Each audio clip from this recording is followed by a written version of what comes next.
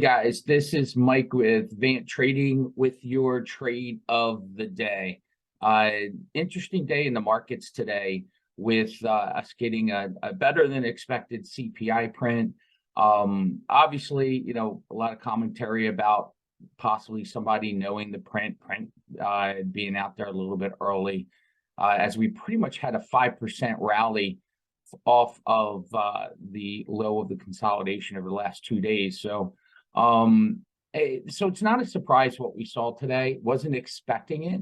We did talk in our morning show on the CPI how we thought that we would see a lid on the CPI, any type of rally, because of the fact that the setup with the Fed coming the next day. So I think that was an important point, and I think that's pretty much what kept us kind of at bay. We got a lot of other cross currents. We talked about rebalancing in the SPY, rebalancing in the NASDAQ, and we have quad witching and such. So there's a lot of cross currents this week. So be careful trading out there. But when you have that, you want to make sure that, again, if you put on a trade, you have an edge. And as we've done many times before, we have a pretty good strategy for trading our system when we have some kind of major fundamental news event. So I'm going to go over today. The trade of the day is trading the ES after the print. So let's jump in here now. All right, here's the ES. You can see the chart here. 1 second. I'm going to actually reshare that. Okay. All right, here's a chart of the ES, and you can see we had a nice strong reaction coming out of the print.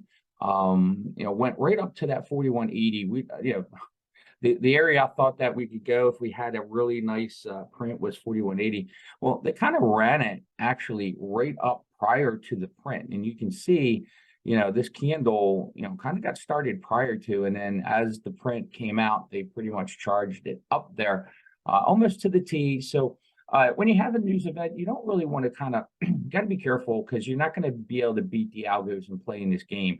So you really don't have an edge. You're just gambling here. So I don't recommend. I mean, Tyler's a pretty decent strategy for that.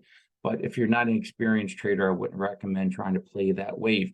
But after the trade, after the initial wave, that's where you get some really good opportunities.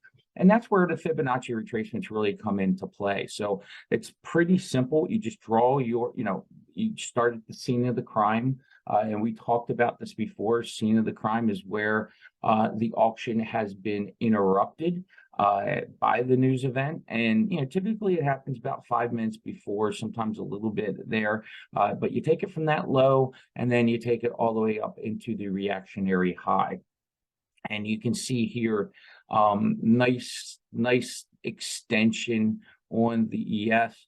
And then what you're looking at is that 50% retracement level and the 38.2%. So you want to basically look for some trades off of there, especially when you got a really good fundamentally news event.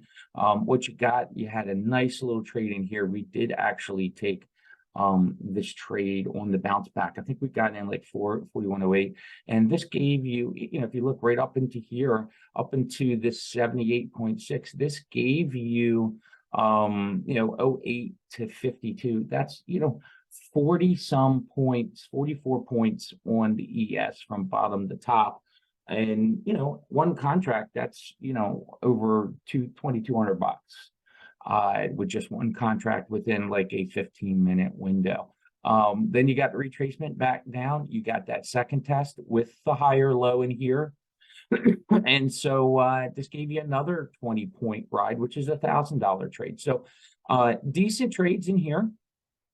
Now, the key is, though, typically with the higher low, you would be looking for a higher high developing in here, or some type of consolidation above the 38.2% area.